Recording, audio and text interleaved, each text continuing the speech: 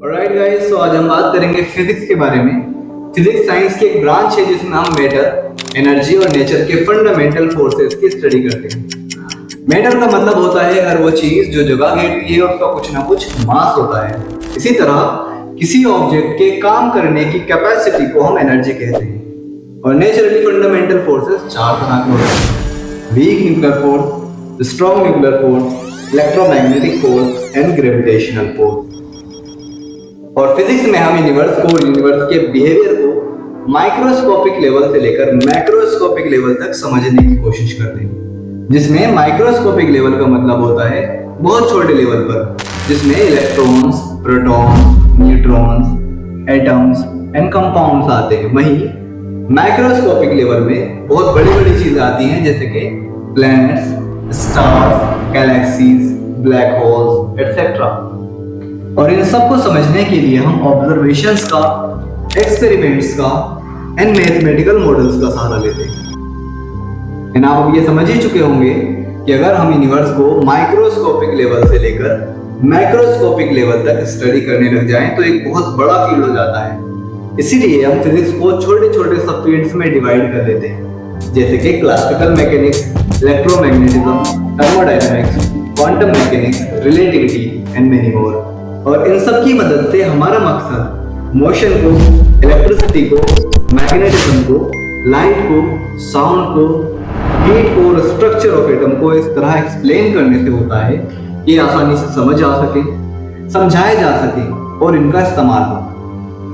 साथ ही मैं आपको बता दूं, फिजिक्स हमें एक एक्स्ट्रा सेंस देती है जिसकी मदद से हम यूनिवर्स को अपनी सेंसस कैपेसिटी के बियॉन्ड ऑब्जर्व कर पाते हैं और यूनिवर्स के फंडामेंटल लॉज को समझकर हम थ्योरीज बनाते हैं, जिन्हें हम फिजिकल सिस्टम की अलग अलग कंडीशंस में टेस्ट करते हैं। और यही इंफॉर्मेशन हमें हमारी टेक्नोलॉजीज को अपग्रेड करने में हेल्प करती है, और न केवल टेक्नोलॉजी को अपग्रेड करने में हेल्प करती है, बल्कि हमारे खुद के नजरिए को इस तरह शेप करने में हेल्प करती है कि हम यूनिवर्स को अपनी मनगढ़ंत विचारधाराओं का चश्मा हटाकर उसके असली रूप में देख सकें, ऑब्जर्व कर सकें, समझ सकें और रियलिटी ऑफ नेचर को जान सकें और कुछ मुश्किल सवालों के जवाब दे सकें। Why particles and waves, energy and matter, space and time are organised in the universe the way these are.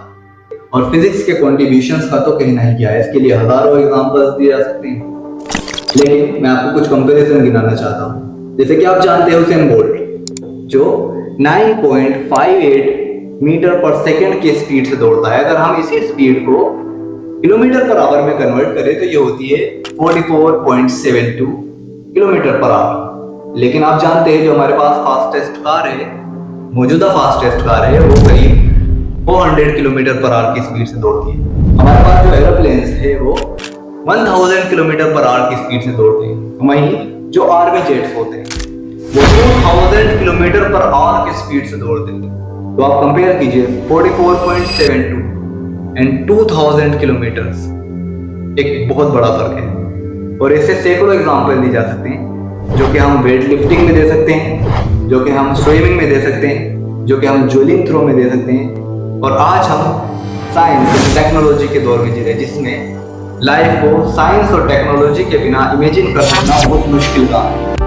और अगर आप फ्यूचर को समझना चाहते हैं, मैटर को समझना चाहते हैं, एनर्जी को समझना चाहते हैं, स्पेस को समझना चाहते हैं, टाइम को समझना चाहते हैं, पार्टिकल्स को समझना चाहते हैं, वेव्स को समझना चाहते हैं, तो आपको फिजिक्स को समझना होगा। इवेंचुअली अगर आप यूनिवर्स को समझना चाहते हैं तो आपको फिजिक्स को समझना होगा। तो let's learn physics and science. Thanks so much for watching.